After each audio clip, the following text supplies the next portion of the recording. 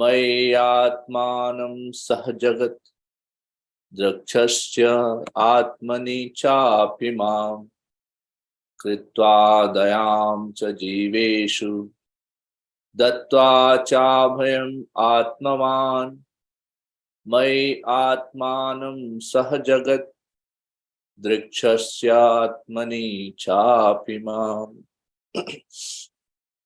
Synonyms, translation and purport by His Divine Grace A.C. Bhaktivedanta Swami Srila Prabhupada. Srila Prabhupada ki Kritva, having shown, dayam, compassion, cha, and jiveshu, toward living beings. Dattva, having given, cha, and abhayam, assurance of safety. Atmavan, self-realized, mai, in me. Atmanam, yourself, sah jagat, along with universe. Drikshasi, drikshasi, you will perceive. Atmani, in yourself, cha, and api, also, mam, me.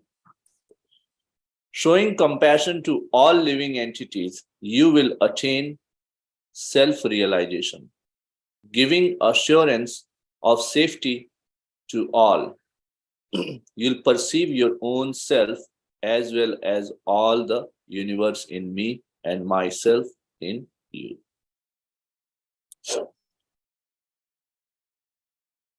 We'll do the Mangalacharan. Om Ajnanatimirandasya Jnananjana Shalakaya Chakshurmilitam Yena Tasmai Shri Guruve Namah.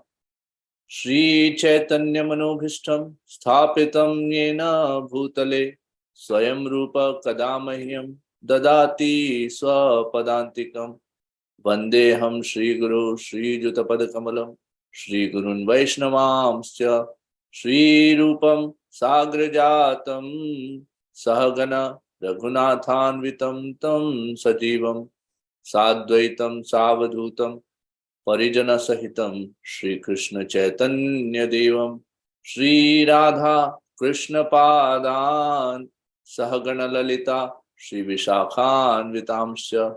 He Krishna Karuna Sindhu Deenabandhu Jagatpate Gopesha Gopika Kanta Radha Kanta Namastute Tapta Kanchana Gaurangi Shri Radhe Vrindavaneshwari Rishabhanu Sute Devi Pranamami Hari Priye Vancha Kalpataru Vesha Kripa Sindhu Bevacha Patitanam Pavanebhyo Vaishnavebhyo Namo Namah. Jai Shri Krishna Chaitanya Prabhu Nityananda Shri Advaita Gadadhar Shri Vasadi Gaur Bhaktivinoda. Hare Krishna Krishna Krishna Hare Hare Hare Rama Rama Rama Hare Hare. Nityananda Vasudendu Vasudha Prana Vallabha Janav Jivit Patihi Krishna Prema Padat Prabhu Padmavati Shuta Shriman Sachinandana Purvaja Bhaunmukta Jagatrata Rakta Gaur Kalevaraha Namo Namo Niruddhaya Rishikesha Indriyatmane Namah Paramhansaya Purnaya Nivritatmane Swarga Pvarga Dwaraya Nityam Suchi Sade Namah Namah Hiranya Vidyaya Chaturhotraya Tantave. Om Namo Bhagavate Narsimhaya Namaste Tejase Avir Bhava Vajranaka Vajradamsa Karma Shayan Randhaya Tamo Vrasagras Om Swaha Abhayam Atmani Bhuishtha Om Shram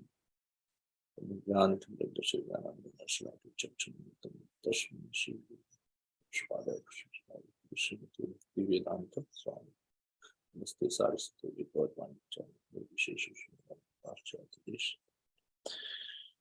Hare Krishna. So we are reading from Srimad Bhagavatam, 3rd Canto, 21st chapter, verse number 21. First of all, I would like to pay my humble obeisances to all the assembled Vaishnavas and seek their blessing so that I can add some value to this hour. I'm also paying my humble obeisances to His Grace Madhupati Prabhu, gives me this seva.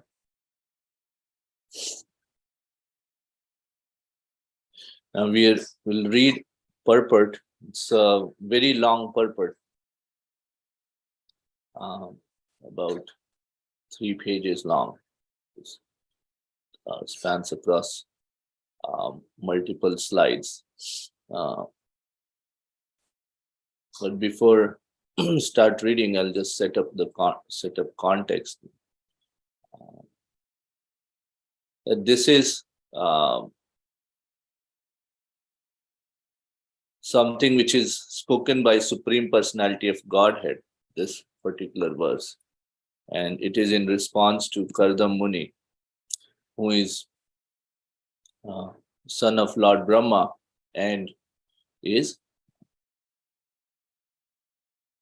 going through the austerities so that he can he will be one of the Prajapatis who will help Lord Brahma in the expansion of the universe. He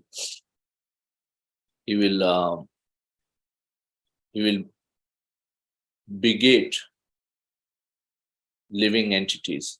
He will help Lord Brahma bring up living entities into this material world, give them body so that they can. This is also service, because once living entity gets body, can utilize the body in the service of Supreme Personality of Godhead, and with that can go back to Godhead. So when he is praying to Supreme Personality of Godhead, in the Krama Sandarbha, Jiva Goswami is explaining in the purport that because of his prayers, he gets a suitable wife who will be the princess, because she is the daughter of Swayambhuva Manu. And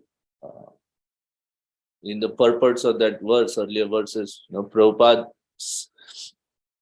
explains that man proposes and God disposes. So whenever we have, first of all, we can bring Krishna in the center of our life in any act. And once we bring in, and then something which we are asking for, if that gets fulfilled, we should be happy. But if we are asking for something and that doesn't get fulfilled, especially when Krishna is in the center, we should be happier. And the reason for being happier than happy is because now what Krishna wants is happening. When we want something and then we get it, we become happy. But when we want something but Krishna gives something else, that is something which is out of his will, and that's why we should be happier.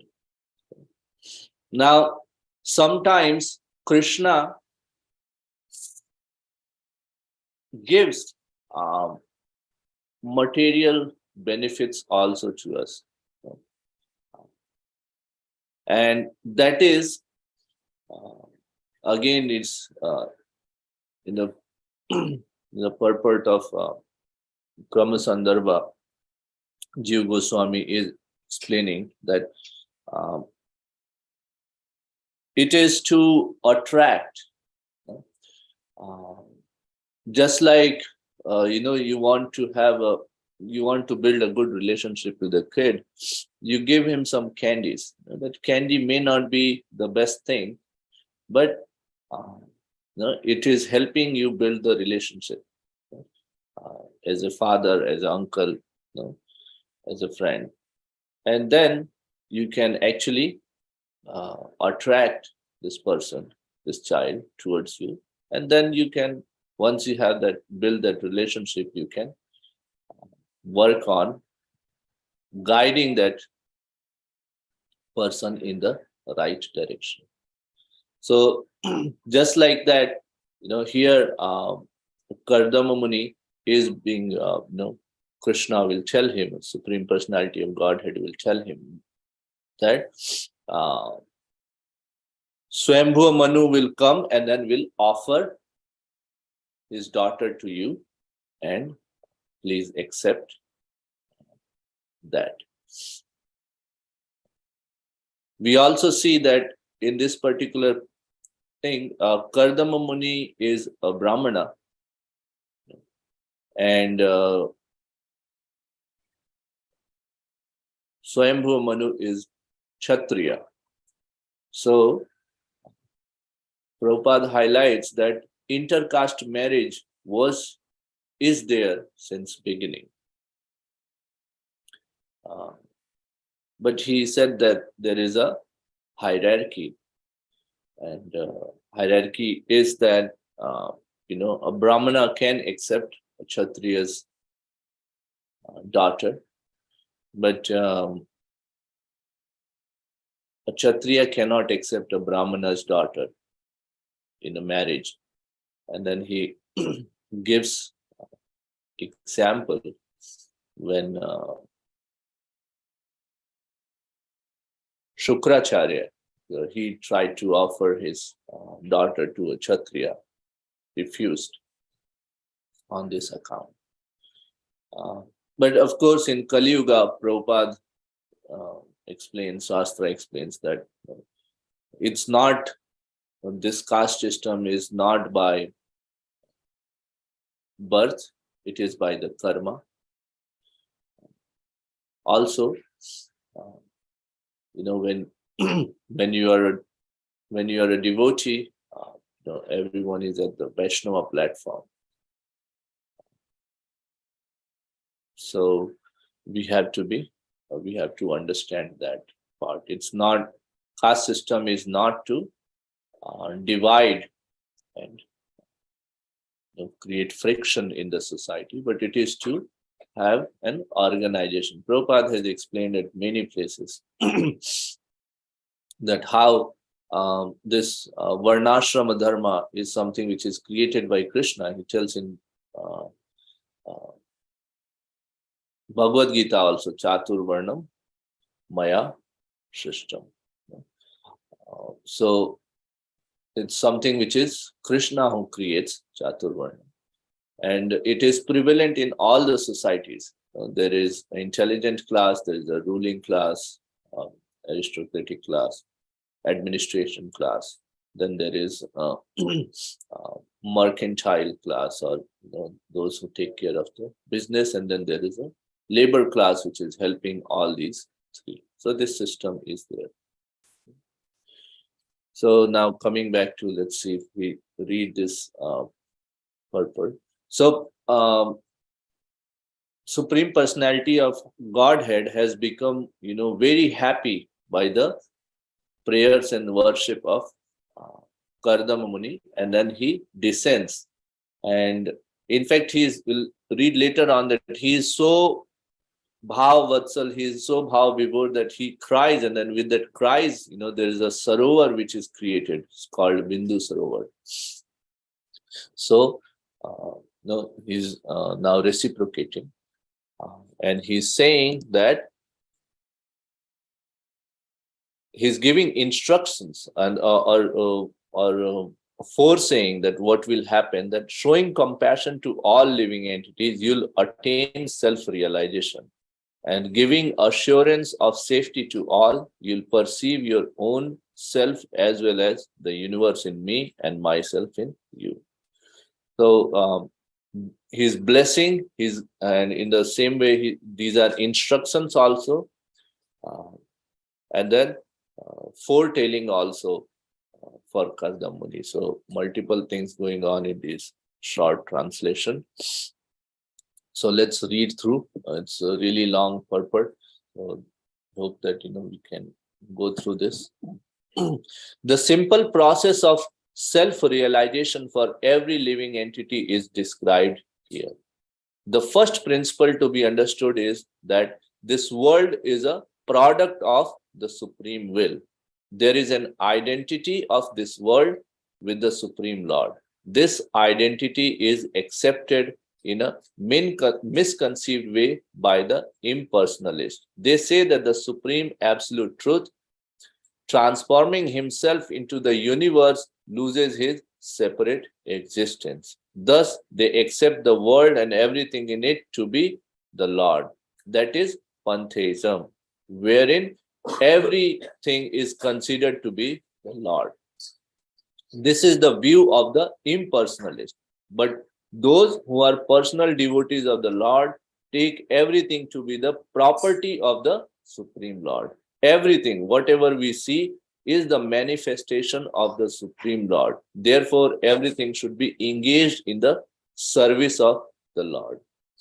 This is oneness. The difference between the impersonalist and the personalist is that the impersonalist does not accept the separate existence of the Lord, but the personalist accepts the Lord.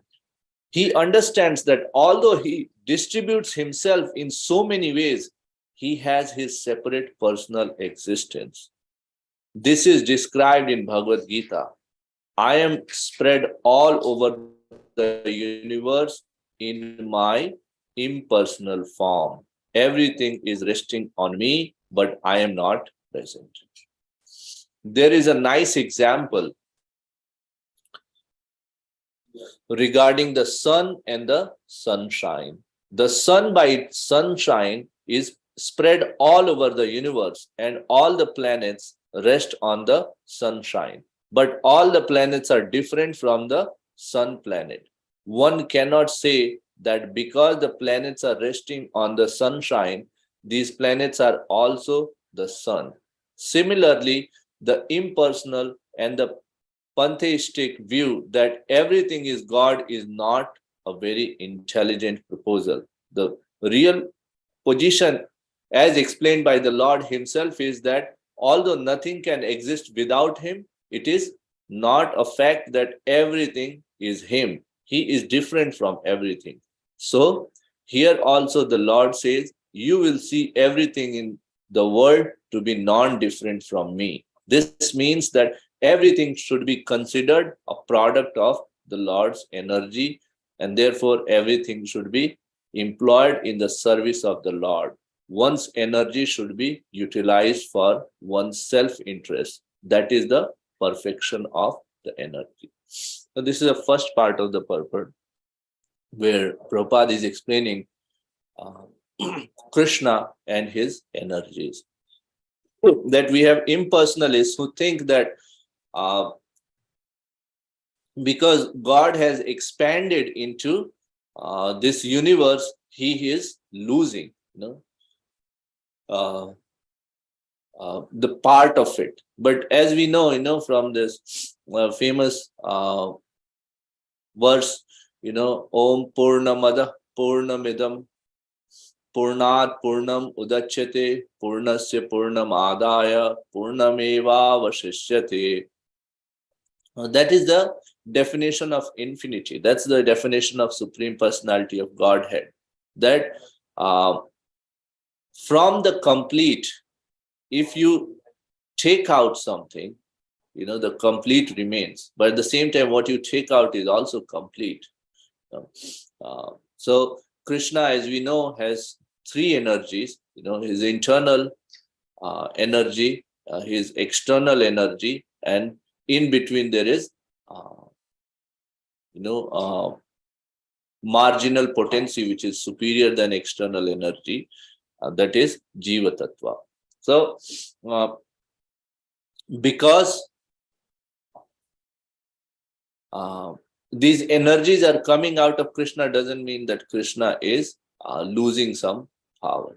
No, that's not how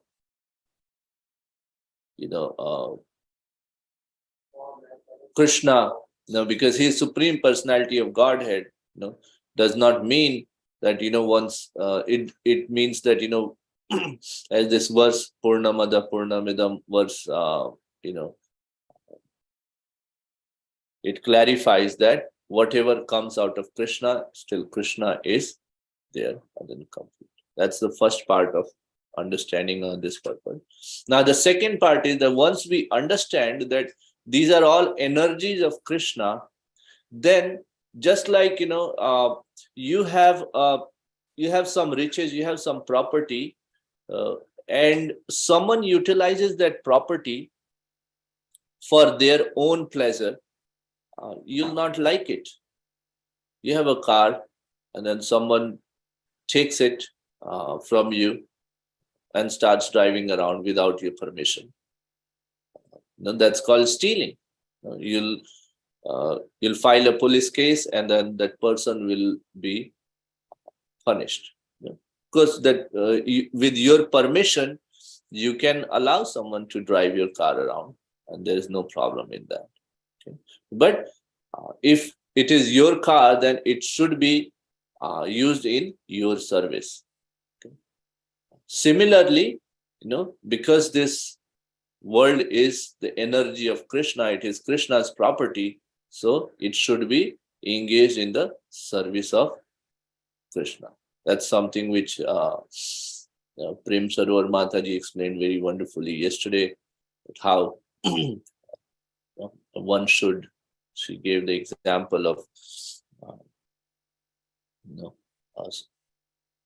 Rupa Goswami and Sanatan Goswami, that how they, even though they had riches, they understood that it all belongs to Krishna, and then how they did the division of the riches.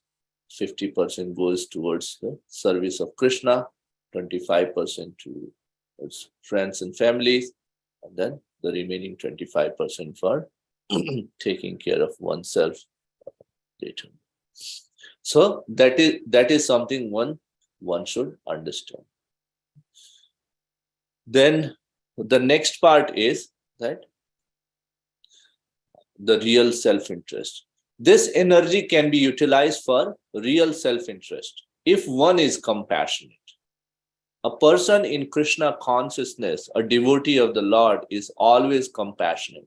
He is not satisfied that only he himself is a devotee, but he tries to distribute the knowledge of the devotional service to everyone. There are many devotees of the Lord who faced many risks in distributing the devotional service of the Lord to people in general. That should be done. It is also said that a person who goes to the temple of the Lord and worships with great devotion, but who does not show sympathy to people in general or show disrespect to other devotees, is considered to be a third-class devotee. The second-class devotee is who is merciful and compassionate to the fallen soul. The second-class devotee is always cognizant of his position as an eternal servant of the Lord. He therefore makes friendship with devotees of the Lord, acts compassionately toward the general public in teaching them devotional service, and refuses to cooperate or associate with non-devotees. As long as one is not compassionate to people in general in his devotional service to the Lord, he is a third-class devotee. The first-class devotee gives assurance to every living being that there is no fear of this material existence. Let us live in Krishna consciousness and conquer the nescience of material existence. So here, Prabhupada is explaining that what exactly is the real self-interest. This is something which is given as a blessing by Supreme Personality of Godhead to Karda Muni, that you will attain this. So Prabhupada is explaining that there are three categories of devotees. First, or the third category, or the third-class devotee is the one who thinks that it's me and Krishna. There's nobody in between. I'm going to do my work, I'm going to do my service, and that's it. I have no business with anyone else. The second class devotee is the one who is merciful, compassionate, but is only engaged with devotees. Uh, Second class devotee does not want to associate with anyone outside the devotee sangha. Okay. Is generally compassionate. He generally, feels pity about people in general, but is not uh, engaged in that service. But the first class devotee is the one who distributes Krishna consciousness to everyone, and then gives assurance that let us work together, let us live in this, let us convert this world into a Krishna conscious world. And that's what we see from the example of Srila Prabhupada's life, that's what he did. He came and then he made hippies happy. So that is the definition of a first class devotee. Further spans, it is indicated here that Kardam Muni was directed by the Lord to be very compassionate and liberal in his householder life and to give assurance to the people in his renounced life. A sannyasi, one in the renounced order of life, is meant to give enlightenment to the people. He should travel, going from home to enlighten. The householder, by the spell of Maya, becomes absorbed in family affairs and forgets his relationship with Krishna. If he dies in forgetfulness, like the cats and dogs, then his life is spoiled. It is the duty of sannyasi, therefore, to go and awaken the forgetful souls with enlightenment of their eternal relationship with the Lord and to engage them in devotional service. The devotee should show mercy to the fallen souls and also give them the assurance of fearlessness. As soon as one becomes a devotee of the Lord, he is convinced that he is protected by the Lord. Fear itself is afraid of the Lord. Therefore, what has he to do with the fearfulness? Mrityor Mrityunam, we chant every day. The Lord Narasimha, that's the fear itself is afraid of the Lord.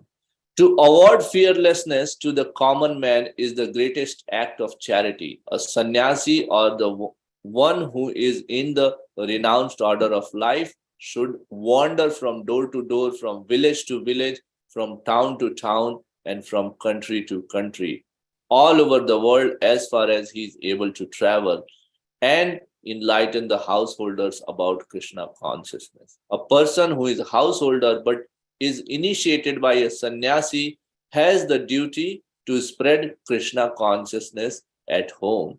As far as possible, he should call his friends and neighbors to his house and hold classes in Krishna consciousness. Holding a class means chanting the holy name of Krishna and speaking from Bhagavad Gita or Srimad Bhagavatam. There are immense literatures for spreading Krishna consciousness, and it is the duty of each and every householder to learn about Krishna from his sannyasi spiritual master. There is a division of labor in the Lord's service. The householder's duty is to earn money, because a sannyasi is not supposed to earn money, but is completely dependent on the householder. The householder should earn money, but by business or by profession, and spend at least 50% of his income to spread Krishna consciousness. 25% he can spend for his family, and 25% he should save to meet emergencies. This example was shown by Rupa Goswami, so devotees should follow it. So, and then the final section, I'm sorry, we're going a little over time limit. Actually, to be one with the Supreme Lord means to be one with the interest of the Lord. Becoming one with the Supreme Lord does not imply becoming as great as the Supreme Lord. It is impossible. The part is never equal to the whole. The living entity is always a minute part. Therefore, his oneness with the Lord is that he is interested in one interest of the Lord. The Lord wants every living entity to always think about him, to be his devotees, and to always worship him. Man mana bhava mad bhakto madhyaji mam namaskuru mame vaishyashi. So this is clearly stated in Bhagavad Gita. Man mana bhava mad bhakta. Krishna wants everyone to always think of him. Everyone should always offer obeisances to Krishna. This is the will of the Supreme Lord, and devotees should try to fulfill his desire. Since the Lord is unlimited, his desire is also unlimited. There is no stoppage, and therefore the service of the devotee is also unlimited. In the transcendental world, there is unlimited competition between the Lord and the servitor. The Lord wants to fulfill his desires unlimitedly, and the devotee also serves him to fulfill his unlimited desires. There is an unlimited oneness of interest between the Lord and his devotee. So, wonderful purport where Prabhupada, very nicely explains these three important points: presence of the God initially, then he tells that there are what is the real self-interest. The real self-interest is in serving the Lord, and one of the purposes of serving the Lord is connecting other devotees in the movement of Krishna consciousness, movement of this Lord Chaitanya, movement of this Srila Prabhupada. Okay, and then the real compassion. What is the duty of a householder?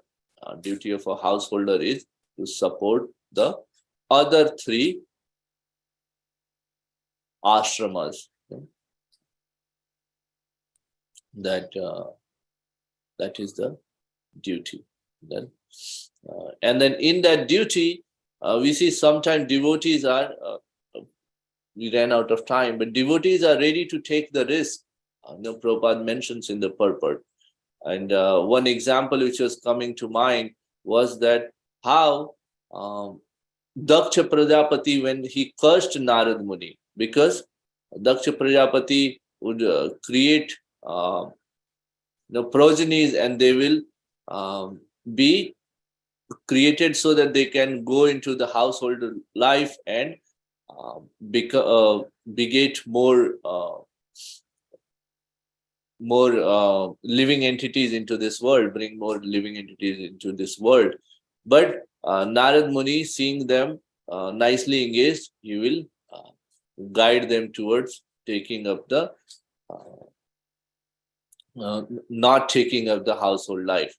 And in that process, he was actually cursed by Prajapati Daksha. So the devotees are actually fearless in the service of Supreme Personality of Godhead, because they know that even the death is afraid of Supreme Personality. So with that, I'd like to stop here. I'm sorry we went a little above, but if there are any questions, comments, corrections, you can take it up in Nityam Bhagavad Seva group. I think we can. Simesha Prabhu, are you there? Over to you.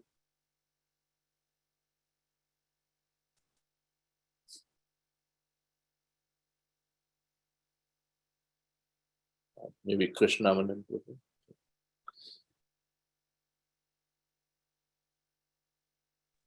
Hare Krishna Prabhuji. Thank you so much. Such a wonderful section, and so nice to hear from Srimad Bhagavatam and Srila Prabhupada, and from you. It's so, it's so wonderful, so connecting. So thank you so much, and for a wonderful class. And let's chant together. Hare Krishna, Hare Krishna, Hare Krishna, Krishna Krishna, Hare Hare, Hare Rama, Hare Rama, Rama Rama, Hare Hare. Hare Krishna, Hare Krishna, Krishna Krishna, Hare Hare, Hare Rama, Hare Rama, Rama Rama, Hare Hare. Hare Krishna Krishna Hare Krishna Krishna Krishna Hare Hare Hare Hare Rama Hare Rama Rama Rama Hare Hare Sri Narasimha Jai Narasimha Jai Jai Narasimha Jai Narasimha Praladesha Jai Adesha Jai Padma Mukha Padma Padma Bringam Ugram Niryam Mahavishnu Vishnu Jalantam Sarvatomukham Narasimham Narasimha Vishnam Vishanam Bhadram Mrityamritam Namamiham Narasimhadev Bhagavan ki Jai. Jai. Ki Jai. This Jai. day our obeisance to all the assembled Vaishnava devotees of the Lord. Vancha Kalpataru kalpataru bhasya kripa sindhu bhaivacha Patidanam pavanebhyo vaishnavebhyo namo namah. Vaishnavrinda ki Jai. Indra Srimad Bhagavatam ki Jai. Jai. Nanda Gauri ki Srila Prabhupada ki Jai. Gauri Jai. Preman. Hari Soul Hari and Bol. Krishna conscious. Thank you, Akhilesh Krishna Prabhu. Krishna consciously. Thank you. Prabhuji. Wonderful.